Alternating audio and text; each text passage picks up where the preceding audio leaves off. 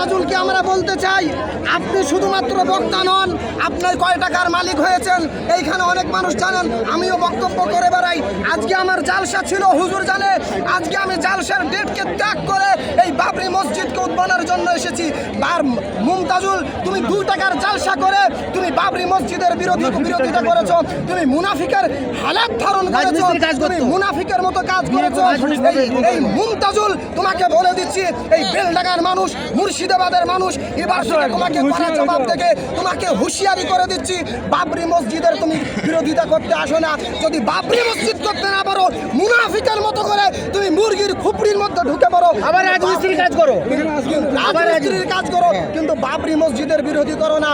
ইনশাল্লাহ বাবরি মসজিদ শুরু করেছি, যতদিন শেষ করতে পারিনি, জান দিয়ে হলেও বাবরি মসজিদকে শেষ করেই নিঃশ্বাস নেব